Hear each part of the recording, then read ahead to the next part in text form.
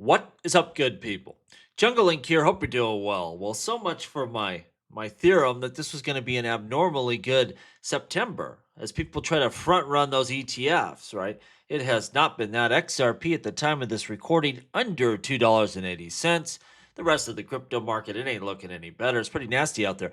And we could sit around and say, well, is it the Federal Reserve? Well, yeah, they ain't helping us, right? Being hawkish as ever, really spooking people out there.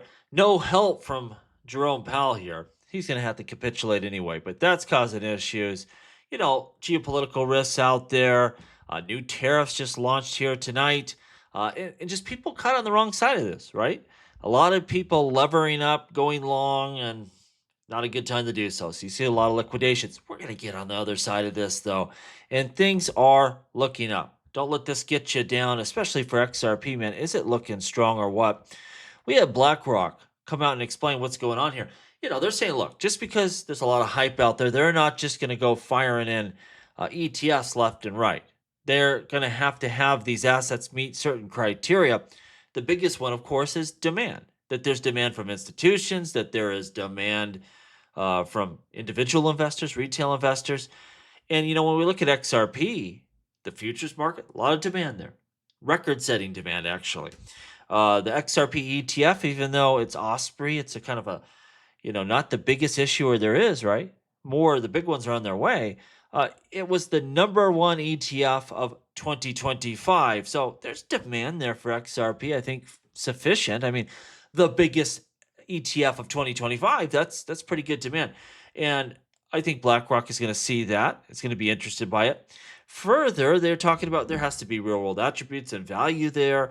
And the best way to know the value of a chain is to use it, especially if you're using XRP and you see how fast it is and efficient it is. What do we know? Well, because of that securitized partnership, BlackRock, through their BUIDL fund, their flagship product here, they're going to be settling on the XRP Ledger. And I think a lot of people eventually will opt that direction because, well, your stablecoin is going to be fast, efficient. Hopefully Ripple gets their banking license and RLUSD is the preferred way to cash out. And so they're going to see a lot of that real world value, firsthand. We're going to get a BlackRock ETF. If they're going to do something next, I would think it's going to be XRP because that's where a lot of this stuff is converging. But they're not going to do every coin, that's for sure, and that's fine. Even if we don't get BlackRock, there's a lot of big players. Remember, we have Osprey, which is kind of the off-brand, but there's a lot of XRP solo ETFs, spot ETFs, just on the horizon, probably October, that those get approved. And any other year, we wouldn't even think about BlackRock. Like that would be the story of the century. Franklin Templeton, all these other issuers. It's coming and it's going to be really big. So I'm not worried about it. Not in the least. Those are going to be big drivers of demand for the XRP token. Now, we have this interview here, and David Schwartz, he's talking about these smart escrows. It's important to understand because this is just on the horizon. It's coming soon. Remember, we have the Ethereum compatible EVM sidechain, right, for full smart contract capability. But David's going to explain to us why it's so important. We do get some light smart contracts here on the XRP Ledger. Let's listen to this because it's coming quick. We're going to get on-chain on the XRP Ledger itself, programmability here shortly. The XRP Ledger was purpose-built to solve specific financial use cases with the DEX, issued assets, escrows, forthcoming loans. I think we'll be able to address the major financial use cases through native transactors that implement the functionality that people need, like loans will be able to be done that way. But I think that you can only target something like the most valuable, most important sort of 80% of those use cases, which is great. You could be very successful just targeting the most interesting 80%. But I'm hoping that with smart transactors, we can sort of expand to get to use cases that we can almost hit, that we just need a little bit more flexibility to hit.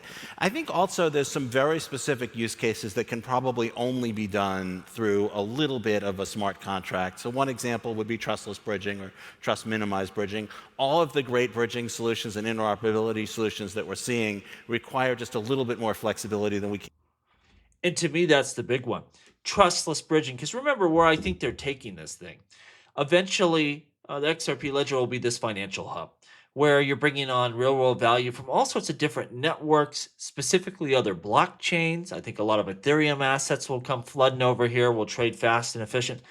And so being able to do so in a trustless manner is a big deal. And you can't really do that until you get programmability. So that's a big one as we look at really the XRP ledger to become, this powerhouse, this global hub of trade of real world value, RWAs, tokens from other blockchains. We really need that. So that to me is the biggest reason to get programmability on the XRP ledger. And of course, you want to do so in a way where things are still fast and cheap and reliable. You don't get bogged down. So I think this is a smart setup. But that is the one key feature we're going to get from from smart transactors that don't have programmability.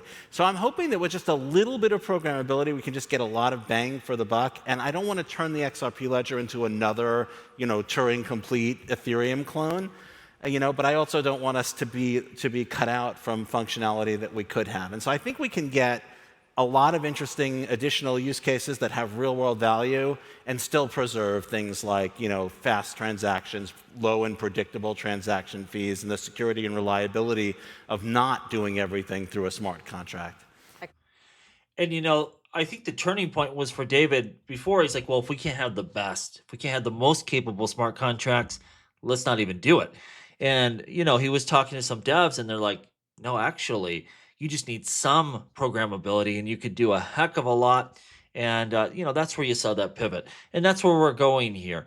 You want value to be able to come onto and off of the XRP ledger in a trustless way. And that's why I'm so excited about specifically smart contracts on the XRP ledger. They're light programmability, but still will drive a lot of value and a lot of adoption, in my opinion here. A new podcast coming out with Crypto Eddie. Really excited about this. Right now we have our X page up. I think our first episode will launch on Saturday. There'll be a link down below. Go ahead and give us a follow on X. Three big waves. We talk about crypto, artificial intelligence, and global finance. So go ahead and give us a follow there. Link down below and also in the pinned comment. Hope you enjoyed that first episode coming up here soon. Pano saying the following: borrowing against your mXRP is already here. You can supply mXRP as collateral on the EVM sidechain and borrow in XRP or stablecoins up to 75% loan to value. More use cases and opportunity for extra yield generation. And to me, this is exciting. We have so many things starting here on the XRP ledger. You have F assets, which is the granddaddy of them all, right? You saw the demand there, how big that is. People have been waiting for it. Fully decentralized DeFi, fantastic. But also stuff like mXRP on the XRP ledger, being able to send that value over the EVM sidechain. All this stuff is going to build on each other. And it's good to see they're having success and coming up with true DeFi systems here for you to use. Big time for XRP Ledger. VanEck, they're consulting with the SEC task force on tokenized ETFs here. VanEck is actively engaging with the SEC crypto task force. And remember, before, you would not want to engage with the SEC because they're just going to sue you. They're going to collect a bunch of information and then sue you. It ain't like that now. Now you can go in there and figure out how to do this stuff. And they want to tokenize ETFs, take them on the blockchain. This is the wave of the future. BlackRock wants to do this as well. And VanEck, I bet you almost anything that they start tokenizing ETFs on the XRP ledger. And to me, programmability, really, we're going to see tokenized RWAs like this and also stablecoin management. I think it'll be important for that as well. All right. Next one here, crypto liquidations. Again, we talked about this to open. It was rough out there. $1.8 billion in a single day. Final flush or more to come. I don't know. It depends. But, I think a lot of this is just people getting overly bullish, getting levered up, and just being irresponsible. And then that comes cascading down. This is traditionally a bad month. I thought it would be a good one. And once again, I was wrong. Securitize, it really Ripple's pushing this big time. This BUIDL and VanEck, again, we forget about VanEck. They're no joke. They're VBILL. Now settling with RLUSD, initially on the XRP Ledger. That's okay with RLUSD still, but it's coming over from Ethereum to also be on the XRP Ledger itself. Partnerships with trusted platforms like Securitize are key to unlocking new liquidity and enterprise-grade use cases. and all this liquidity builds on each other. What you have going on with F assets is putting XRP in motion. I think it's going to raise the value of it. You have DeFi the XRP Ledger. You have giants like BlackRock and VanEck settling onto the XRP chain coming up here soon. This is all going to build to really, I think, an exciting future here for this blockchain. We look at Ethereum. Ethereum is down under 4,000. Can you believe this? Down 13% on the week. I think XRP is down about almost 10, about 9.8% on the week at the time of this recording. It's just rough out there. And again, we could talk about all the different stuff it is.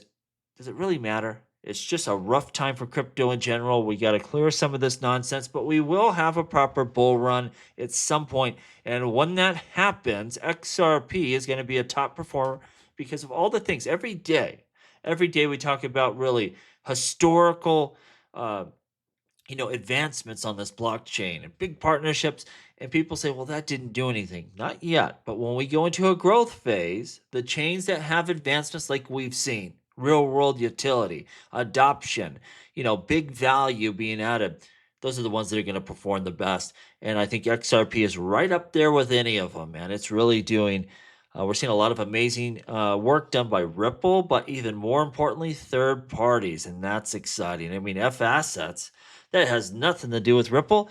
It uses a whole different chain, but man, is it going to use XRP in a big way? That's what we want. That's a huge builder. What Hugo and his team has done there, what that's going to do for XRP, that's no joke. And again, it's not Ripple. And that's a big deal because we need other people using XRP for a practical purpose. That's what's really going to drive value long term.